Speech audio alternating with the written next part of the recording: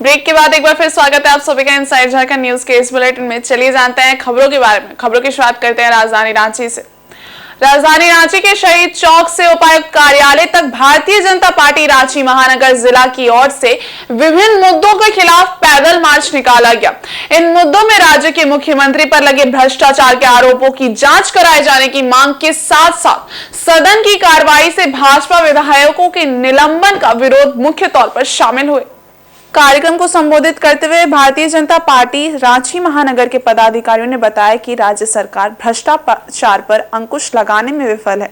वहीं प्रवर्तन निदेशालय के बुलावे पर अब तक सीएम पूछताछ के लिए उनके कार्यालय नहीं पहुंचे हैं। साथ ही जिस प्रकार से सदन में जन सरोकार के मुद्दे को उठाने पर भाजपा विधायकों को निलंबित कर दिया गया, ये काफी निंदनीय है। बताते चले कि राज्य भर में भाजपा ने सरकार के विरुद्ध उपायुक्त कार्यालयों पर प्रदर्शन किया है। मैदान से लेकर उपायुक्त कार्यालय तक आक्रोश प्रदर्शन यात्रा में उपस्थित हैं और अभी हम लोग उपायुक्त कार्यालय के बाहर हम लोग धरने पर बैठे हैं। अपनी आवाजों को लोकतांत्रिक तरीके से आप सभी रांची वासियों के बीच में उपस्थित रख रहे हैं। यहाँ कचहरी परिसर है, यहाँ पर बड़ी संख्या में बुद्धिजीवी लोग रहते हैं और ये देख रहे हैं कि किस प्रकार देश के उपराष्ट्रपति का अपमान हुआ है। टीएमसी के सांसद कल्याण बनर्जी ने अपने देश के राज्यसभा के सभापति का मिमिक्रिंग किया, उनसे नकल किया, वो भी अपमानजनक अंदाज में। यह घटना ऐसी निंदनीय घटना है कि पूरा भारत में कांग्रेस पार्टी की भी थूथू हो रही है, टीएमसी पार्टी की भी थूथू हो रही है और एनडीए गठबंधन किस प्रकार का भारत बनाना चाहते हैं, ये जो अभ्यास चल रहा है उसको भी लोग देख रहे हैं। वहीं सत्र के आखिरी दिन विधानसभा से कुछ दूरी पर अपनी मांगों को लेकर विभिन्न संगठनों ने प्रदर्शन किया। यहां तक कि बैरिकेडिंग के पास आकर हंगामा भी शुरू कर दिया। वे पुलिस का घेरा तोड़कर विधानसभा का घेराव करने के लिए आगे बढ़ना चाह रहे थे, जिन्हें रोकने के लिए वहां बड़ी संख्या में तैनात सुरक्षा बल के जवान भी मुस्तैद थे। आग्रह नहीं मानने पर जवानों ने उनको खदेड़ना शुरू किया, उन पर लाठियां भांजी।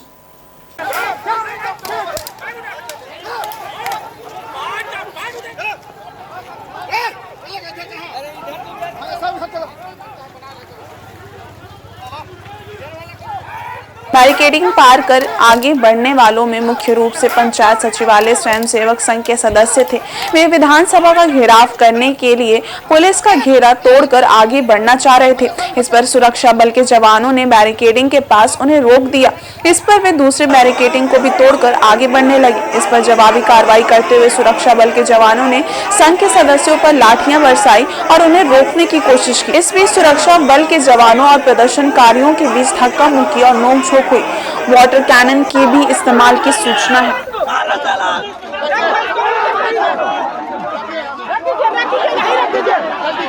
मांगों को लेकर 170 दिनों से हम लोग धरना प्रदर्शन कर रहे थे। कल हम लोगों को 8 बजे आलम जी बुलवाए थे। हम लोग कल उनका आवास में गए थे और वहां जाने के बाद उनसे मुलाकात हुआ था और उनके द्वारा बोला गया था कि आज हमारा प्रतिनिधि मंडल आपके धरना में जाएगा 1 बजे तक इंतजार किए। उसके बाद हम लोग को बोला गया कि 4 बजे आएंगे। हमको लगा कि लोग फिर ठगने का काम कर रहे हैं। हम लोग वहाँ से शांति प्रिय ढंग से आए और पुलिस आधा रास्ता में लाठीचार्ज कर दी। अभी हम लोग सामूहिक आत्मदाह करेंगे, अभी आत्मदाह करेंगे, क्योंकि मरने के सिवाय अब कोई उपाय नहीं है हम लोगों के पास।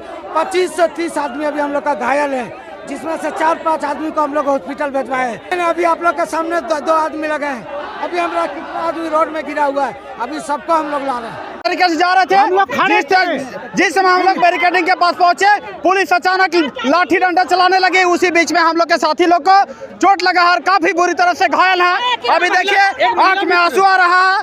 यह पुलिस के द्वारा आंसू गैस छोड़ा गया है। ये हेमंत सोरेन निकम्मी सरकार का निकम्मी कार्य है। जिस तरह से हम लोग युवाओं को ठगने का काम कर रहा है, इसे 2024 में भुगतना पड़ेगा। और ये तो पुलिस प्रशासन, ये 2 रोटी के टुकड़े हैं। पेट्रोल नहीं, हम लोग यही मरेंगे। जब सरकार को ही नियत है कि लोग को मार देना, तो यही मरेंगे हम लोग। उधर विपक्षी इंडिया गठबंधन द्वारा लोकतंत्र की हत्या के विरोध में 22 दिसंबर 2023 को राष्ट्रव्यापी विरोध प्रदर्शन किया जाएगा, जिसमें इंडिया गठबंधन के तमाम नेता व कार्यकर्ता शामिल होंगे। राजधानी रांची के भारतीय कम्युनिस्ट पार्टी कार्यालय में इंडिया के बैनर तले घटक दलों की बैठक हुई, जिसमें मुख्य रूप से पूर्व केंद्रीय मंत्री, भारतीय कम्युनिस्ट पार्टी के प्रदेश सचिव सहित इंडिया गठबंधन के नेता और सहयोगी उपस्थित रहे। इस बैठक में तय हुआ कि महागठबंधन इंडिया मजबूत तरीके से लोकतंत्र और देश की हिफाजत के लिए संविधान को बचाने सड़कों पर उतरेंगी। 22 दिसंबर 2023 को रांची जिला स्कूल मैदान से आक्रोश मार्च निकालेगा, जो राजभवन तक जाएगा और राष्ट्रपति के नाम राज्यपाल को ज्ञापन सौंपेगा। इंडिया गठबंधन ने जो तय किया है कि 22 दिसंबर को हम आक्रोश अपना दिखाने के लिए आक्रोश रैली निकालेंगे और देश में सिंबॉलिक ही मान करके चल रहे हैं कि गवर्नर अभी तक संविधान के सिंबॉलिक एजेंट है, वही उसके प्रतिनिधि हैं, तो उनके पास जाके अपनी बात करेंगे हम लोग। और ये पूरे देश में हो रहा है, पूरे देश में हो रहा है। वहीं इधर जमशेदपुर के एग्रीको स्थित तारापुर स्कूल में उस समय अभिभावकों ने हंगामा करते हुए ताला जड़ दिया, जब तिलक लगाकर पहुंचे 2 छात्रों को शिक्षक द्वारा फटकार लगाई गई। तिलक देखकर क्लास टीचर और प्रिंसिपल दोनों छात्रों पर भड़क गए और उन्हें स्कूल से निष्कासित करने की धमकी दे डाली। इसकी जानकारी अभिभावकों के साथ हिंदू संगठन और भारतीय जनतंत्र मोर्चा को हुई, तो वे लोग प्रबंधन के रवैये के विरोध में शिक्षक व प्रिंसिपल से मिलने पहुंचे, लेकिन प्रिंसिपल ने उनसे भेंट करने से इनकार कर दिया, जिसके बाद अभिभावकों ने जमकर हंगामा करते हुए मुख्य गेट में ताला जड़ दिया और वहीं धरने पर बैठ गए। जिसकी जानकारी मिलने पर स्थानीय थाना की पुलिस और प्रिंसिपल भी स्कूल पहुंची। धरना दे रहे लोग प्रिंसिपल से गलती स्वीकार करते हुए लिखित में दोबारा ऐसी धमकी नहीं देने का आश्वासन चाह रहे थे, लेकिन स्कूल प्रबंधन ने उनकी एक न सुनी, जिसके बाद सभी लोग उग्र हो गए। इसी बीच स्कूल की छुट्टी का समय हो गया था। अभिभावक अपने अपने बच्चों को लेने स्कूल पहुंचे। इसके बाद अभिभावकों का 2 गुट हो गया और वे आपस में उलझने लगे। इसी बीच एक युवक गेट फांद कर स्कूल के अंदर प्रवेश कर गया, जिससे काफी देर तक अफरा तफरी का माहौल रहा।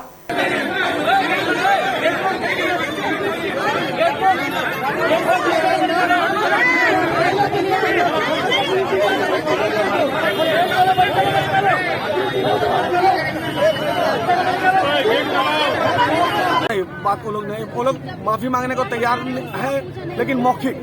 हमने कहा नहीं, मौखिक नहीं, देखिए दूसरा बार आपके यहाँ पे घटना घट चुका, लिखित हम लोग को जो है आप लोग माफीनामा दे दीजिए, हम लोग हट जाते हैं।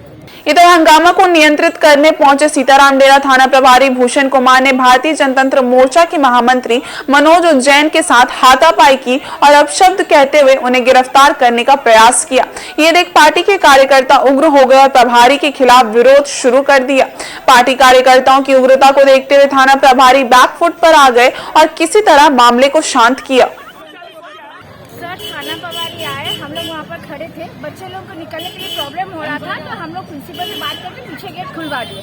तो उस बीच में थोड़ा सा गार्जियन लोग के साथ में हम लोग को मिसअंडरस्टैंडिंग हुआ, लेकिन बड़ा बाबू थाना के आके सीधा हमारे जो मंडल के महामंत्री जी है मनोज उज्जैन जी, उनका सीधा कॉलर पकड़ के बहुत ही गंदा लैंग्वेज यूज किया और उनको पूरा मार रहे थे। तब हम लोग उसको ऑब्जेक्शन किए कि बिना कार्रवाई किए आप क्यों इनका ऊपर हाथ उठाए। बस इसीलिए हम लोग के साथ उनका थोड़ा सा हम लोग जो वीडियो लिए हैं वो लेके हम लोग सीधा एसपी ऑफिस जाएंगे और वो वीडियो हम लोग पूरा फेसबुक पे वायरल करेंगे, सोशल मीडिया में। एकदम अगर हमारी माफी नहीं मांगेगा हम लोग हमारे जी से, तो हम लोग सीधा उनके ऊपर भी हम लोग कार्रवाई कराएंगे। वहीं थाना प्रभारी भूषण कुमार ने घटना को लेकर सफाई देते हुए कहा कि हमने धक्का मुक्की नहीं की है, मैंने तो गेट खोलने के लिए आग्रह किया था, लेकिन कुछ असामाजिक तत्व हंगामा को बढ़ावा देना चाह रहे थे। मैं स्कूल प्रबंधन के लिखित आवेदन पर मामला को शांत कराने आया था।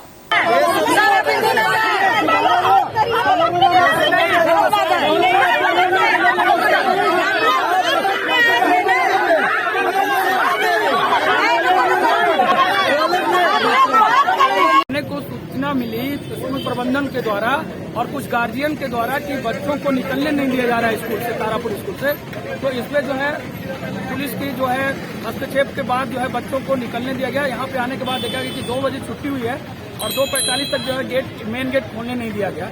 कुछ उनकी मांग थी जो हमने बताया कि आप संवैधानिक तरीके से अपनी मांग को रखिए, जो भी प्रॉब्लम है अपनी लिखित रूप में और उचित फोरम पे अपनी मांग रखिए, लेकिन इस तरह से बेवजह जो है हंगामा करना और गेट जाम करना ये गलत है, संवैधानिक नहीं है।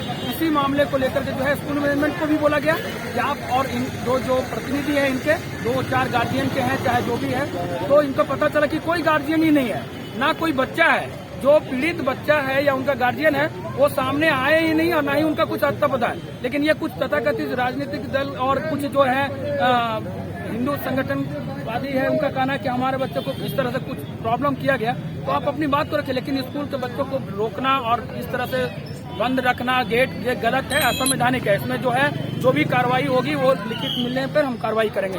मनोज जैन को ले जाने का प्रयास नहीं किया गया, उनको बोला गया कि गेट से पहले आप जाम हटाइए। अब वो 4-5 लेडीज कुछ तथाकथित जो है वो अपना ला के रखे हैं और कुछ लड़के लोग इस तरह का जो है असामाजिक तत्व टाइप का जिनको वो हंगामा करवाना चाह रहे हैं कि ताकि इनको पता चला है, लोग बता रहे हैं कि ये सिर्फ और सिर्फ एडमिशन करवाने को लेकर दबाव को लेकर के इनका है। एक ऑफिस खोल के रखा है इन्होंने, सुबह से शाम तक यहाँ पे अड्डाबाजी होती रहती है और ऑफिस के नाम पे ये आना जाने वाले भी पब्लिक को और स्कूल में एडमिशन ले जाने के लिए इन लोग ठेका लेते हैं कि हम करवा देंगे और इस तरह से दबाव अपना बनवाते हैं कुछ लेडीज और असामाजिक तत्व के लड़कों लोग। इस पर कार्रवाई जो भी होगी हम लोग को लिखित मिलने पर करेंगे। और जमशेदपुर जिला बीजेपी की ओर से आज राज्य सरकार के विरोध में जनाक्रोश रैली निकाली गई। रैली में शामिल लोगों ने जिला उपायुक्त कार्यालय पर पहुंचकर जोरदार प्रदर्शन किया, जिसमें बड़ी संख्या में बीजेपी कार्यकर्ता और नेता शामिल थे।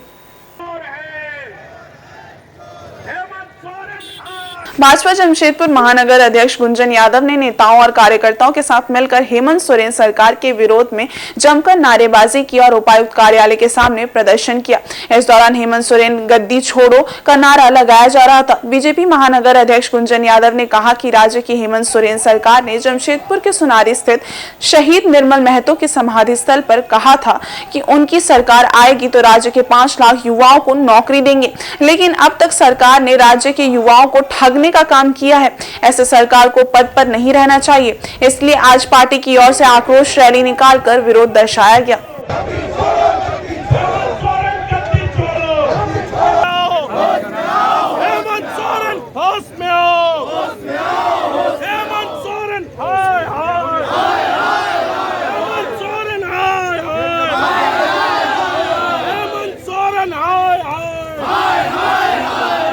महिला विरोधी, किसान विरोधी, मजदूर विरोधी, नियोजन विरोधी, रोजगार विरोधी, श्रम विरोधी, उद्योग विरोधी मुख्यमंत्री को अब मुख्यमंत्री बनने का कोई अधिकार नहीं है। भ्रष्टाचार में इतने लिप्त है कि ईडी ने 6 सम्मन दे दिया, लेकिन हेमंत सोरेन जी ईडी के दरवाजे जाने में हिम्मत नहीं जुटा पा रहे हैं, क्योंकि उनको मालूम है कि वो चोर हैं। इसलिए तो चोरी के दरवाजे से सरकारी सुरक्षा खाकी वर्दी वाला को लेके ईडी ऑफिस पार करके चल जाते हैं, लेकिन ईडी के यहाँ नहीं जाते।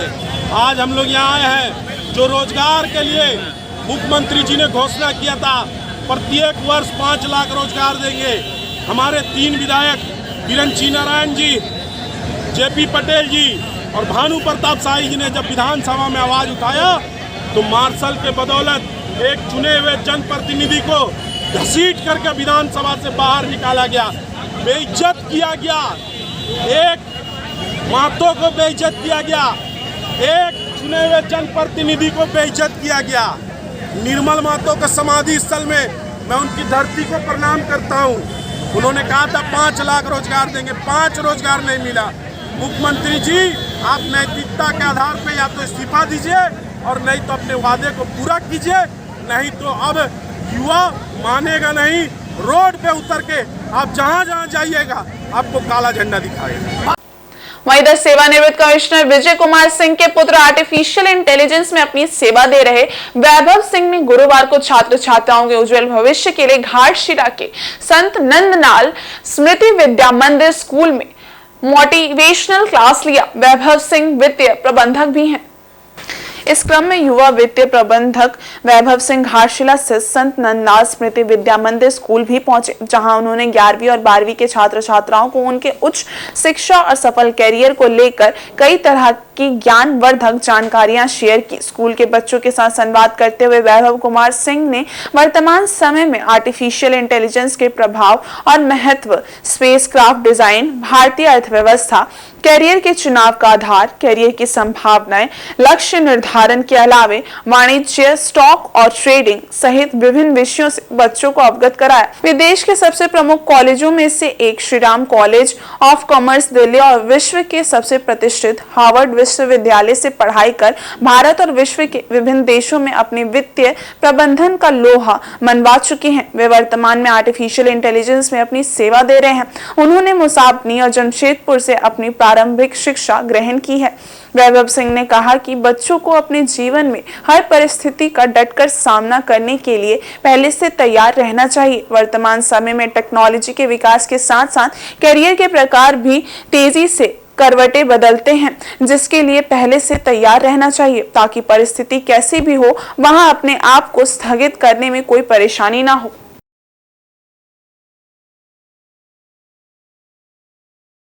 मैं यहीं की पैदाइश हूँ, यहाँ पे बड़ा हुआ मुसाबनी में।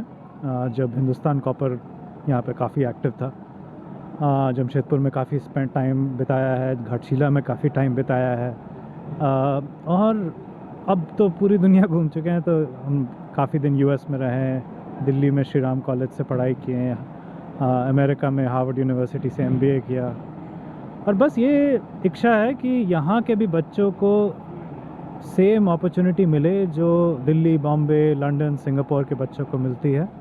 दुनिया काफ़ी बदल रही है, इंडिया एक काफ़ी अच्छे मकाम पे पहुंचने वाला है, और इस जर्नी जो आने वाली 10-20 साल की है उसमें सिमडेगा के बच्चे, झारखंड के घाटशिला के बच्चे, बोकारो के बच्चे, धनबाद के बच्चे, जमशेदपुर के बच्चे इतना ही आगे जा के, जैसे हमारे यहाँ के सबसे बड़े सक्सेस स्टार है धोनी जी, तो जब वो क्रिकेट में छाए उस समय बॉम्बे, दिल्ली के लोग ही मतलब ज़्यादातर होते थे इंडियन क्रिकेट टीम में, और उनका जो सक्सेस स्टोरी है बाकी बहुत सारे छोटे शहरों के क्रिकेटर्स के लिए मोटिवेशन रहा। उसी तरह जो अब इंडिया जिस मुकाम पे पहुंचने वाला है, जो हमारा फ्यूचर है, उसमें यहाँ के बच्चों को और घाटशिला से भी छोटे छोटे जगहों के बच्चों को शामिल होना बहुत ज़रूरी है। बिकॉज अगर सिर्फ दिल्ली और बॉम्बे के बच्चे आगे बढ़ेंगे तो फिर देश तो नहीं चलेगा। तो उसी की कोशिश है। हमने आप काफ़ी बात की कि करियर ऑप्शन क्या है, साइंस हो चाहे मेडिकल हो चाहे कॉमर्स हो, दुनिया कैसे बदल रही है, और जहाँ तक हमारे से मदद हो सकती है हम तो सिर्फ बता सकते कि हमारी जर्नी कैसे थी, हमें जो लगता है कि दुनिया आगे कैसे बढ़ेगी, ये बातें शेयर की और बच्चों ने काफ़ी अच्छा रिस्पांस किया। तो अब बस हम बच्चों के साथ टाइम बिता रहे हैं और कोशिश कर रहे हैं कि उनका फ्यूचर के लिए हम जितनी मदद हो सके करें। और इधर आदित्यपुर ऑटो क्लस्टर में भगवान महावीर विकलांग सहायता समिति द्वारा उद्यमी संगठन एशिया के सहयोग से 3 दिवसीय निःशुल्क कृत्रिम अंग प्रत्यारोपण शिविर का आयोजन किया जाएगा। ये शिविर 21 से 23 दिसंबर तक चलेगा, जिसमें दिव्यांगजनों को निःशुल्क कृत्रिम अंग प्रदान किए जाएंगे।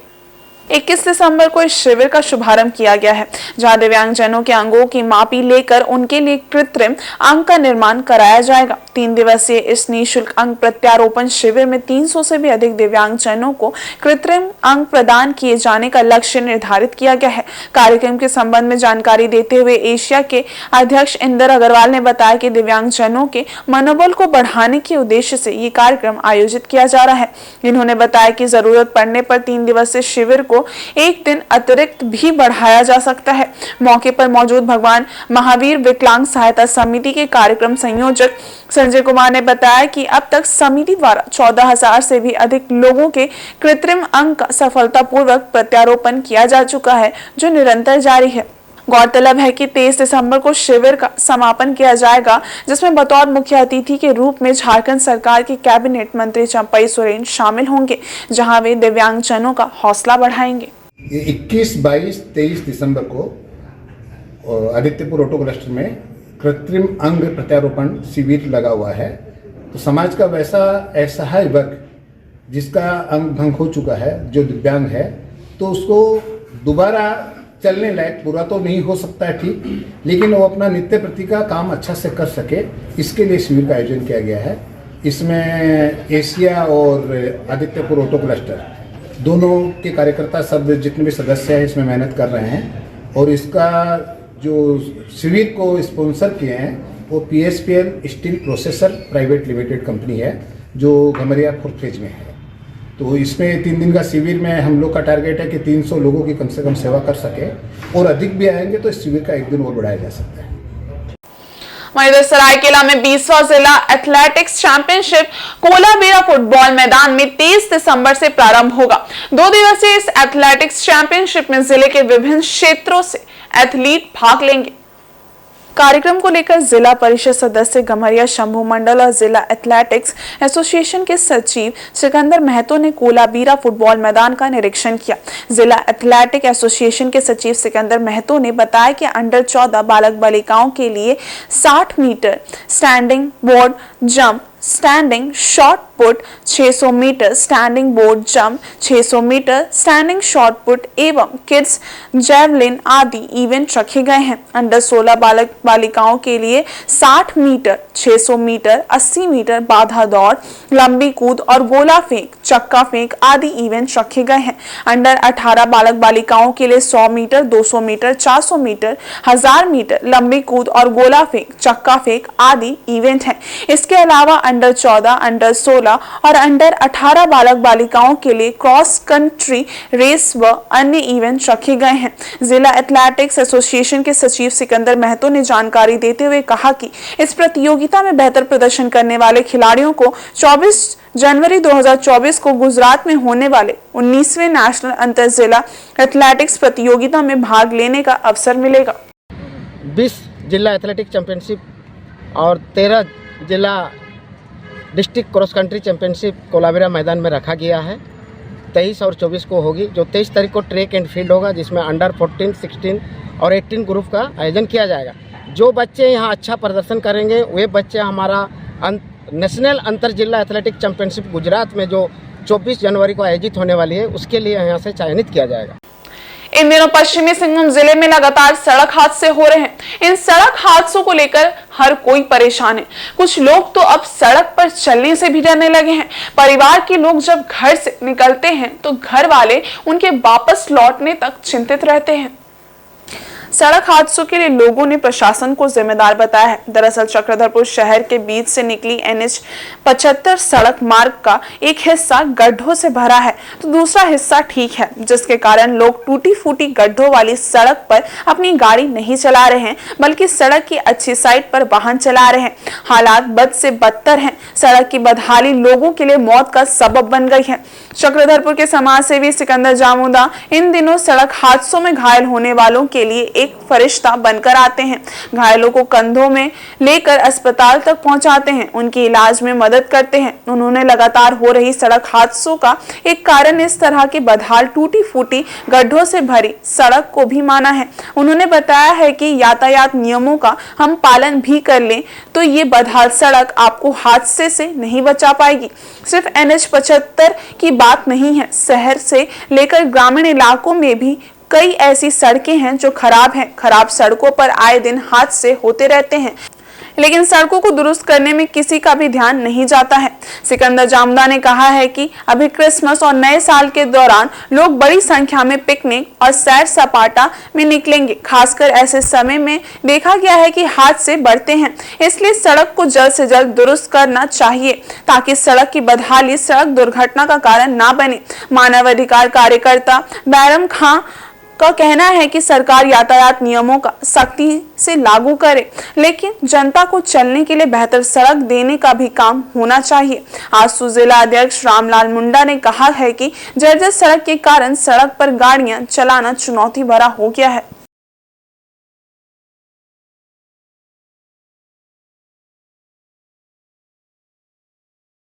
यही कहना चाहूँगा कि आज जो एक्सीडेंट आए दिन होते आ रहा है, ये चीज़ को जो मेंटेनेंस होता है सड़क का NH 75 का मेंटेनेंस नहीं हो करके ये देखिए एक रास्ता में जाता है, इधर से जाता है, तो उसी कारण मतलब एक्सीडेंट होने का संभावना होते रहता है और एक्सीडेंट हो भी रहा है। तो मैं यही कहना चाहूँगा कि जिला उपायुक्त महोदय से मैं यही कहना चाहूँगा जो मेंटेनेंस किया जाता है 5 साल के अंतराल में, तो ये मेंटेनेंस नहीं किया जा रहा है। इसी कारण अभी 25 दिसंबर आ रहा है, 1 जनवरी आ रहा है, आदमी बाय में रहेगा तो ऑटोमेटिक यहाँ एक्सीडेंट होना ही है। इसीलिए ये दुरुस्त किया जाए। देखिए, ये काफ़ी माने चिंता का विषय है, क्योंकि आम आदमी की कीमत का जान का जो है मौजूदा दौर में जो है इसका आकलन नहीं किया जा सकता है कि इसका वैल्यू क्या है, लेकिन जिसका परिवार का उजड़ता है वही जानता है कि उसने क्या खोया और क्या पाया। ठीक है, कभी कभी ऐसा होता है इन घटनाओं पे हमारी जो है गलतियां नहीं होने का भी जो है सज़ा हमें भुगतना पड़ता है। अगर हम सरकार के द्वारा जो पहल हो रहा है कि आप ड्राइविंग लाइसेंस चेक कर रहे हैं, चाहे हेलमेट चेक कर रहे हैं या गाड़ी का गति को चेक कर रहे हैं और उस पर जो जुर्माना लगा रहे हैं वो तो ठीक है, लेकिन सबसे बड़ा जो सवाल है कि जो जिला पश्चिमी सिंहभूम में विशेषकर चगधरपुर जैसे क्षेत्रों पर जो सड़क जो गड्ढा जो है और ये जो बड़ी बड़ी गड्ढे हैं और जिनका अभी तक मरम्मत हो जाना चाहिए, और अगर जो मरम्मत के लिए जो जिम्मेदार है, जो एजेंसी जिम्मेदार है, अगर वो नहीं कर रही है तो कहीं ना कहीं जो है वैसे लोगों के मौत के जिम्मेदार भी जो है ये जो है सरकार है, प्रशासन है, और जो एजेंसी है जो जिम्मेदार ले रही है, जो जिसके ऊपर में ये जिम्मेदारी है कि वो सड़क को जो है बदहाल सड़क को ठीक करे, है ना। अगर वो नहीं कर रही है तो वो जिम्मेदार है और इसको जो है प्रशासन को इस पर देखना चाहिए कि जल्द से जल्द जो भी सड़कें जो ख़राब है, अगर वो रिपेयरिंग नया नहीं हो सकता है तो कम से कम रिपेयरिंग करके जो है सुचारू रूप से चलने के लिए जो है आसान करें। वहीं पावरू संस्कृति कला भवन में आदिवासी भूमिज समाज की ओर से पारंपरिक स्वशासन व्यवस्था पर सम्मेलन की तैयारी को लेकर बैठक का आयोजन किया गया, जिसमें तय किया गया कि कार्यक्रम को सफल बनाने के लिए इलाके में संपर्क यात्रा अभियान चलाया जाएगा। पावरू सांस्कृतिक कला भवन में 8 जनवरी 2024 को सुबल सिंह का शहादत दिवस एवं 9 जनवरी 2024 को बिरसा उलगुलन दिवस का आदिवासी भूमिज समाज कार्यक्रम का आयोजन करेगा। भूमिज समाज ने पारंपरिक स्वशासन व्यवस्था, भाषा, संस्कृति और युवाओं की भागीदारी के बारे में तैयारियों को लेकर एक बैठक का आयोजन किया। बैठक में तय किया गया कि कार्यक्रम को सफल बनाने के लिए बहरागोड़ा, धालभूमगढ़, चाकुलिया, पटमदा, निमडी, सरायकेला, डुमरिया, दक्षिण पोटका और उत्तर पोटका में संपर्क यात्रा अभियान चलाया जाएगा। मौके पर आदिवासी भूमि समाज के सलाहकार सदस्य सिद्धेश्वर सरदार, अध्यक्ष जयपाल सिंह सरदार, तेतला ग्राम प्रधान शत्रुघ्न सरदार आदि उपस्थित रहे। पावरू के आदिवासी कला सांस्कृतिक भवन में आदिवासी भूमि समाज की ओर से तैयारी बैठक जो 8 और 9 जनवरी को करने जा रहे हैं। और ये 8 और 9 जनवरी 2 महत्व दिवस है। 8 जनवरी को भूमि चुआड़ विद्रोह के पहला भारत के स्वतंत्र सेनानी सुबला सिंह का शहादत दिवस है। जिस तरह उन्होंने एक छत्र राज किया था और अपने जल जंगल जमीन को ब्रिटिशों से बचाया था, वैसी स्वशासन व्यवस्था को जो हमारे पाकनाग दिगर घटवाल मुड़ा परगना व्यवस्था है, उस व्यवस्था को हम लोग पहचान और चिन्हित करके करने का सम्मेलन करेंगे। दूसरा 9 तारीख को बिरसा उलगुलन दिवस है, जो बिरसा ने सिलेरा का पूर्व में जो बैठक मीटिंग किए थे और उसी से जो उलगुलन का शुरुआत किया था, उस दिवस को अमर रखते हुए हम भाषा, संस्कृति और अपनी शिक्षा को आगे बढ़ाने का इस 2 दिवसीय सम्मेलन में जुड़ना चाहते हैं। और आज के इस बुलेटिन में बस इतना ही। हम कल फिर हाजिर होंगे कुछ और नई खबरों के साथ। तब तक के लिए देखते रहिए इनसाइड झारखंड न्यूज। धन्यवाद।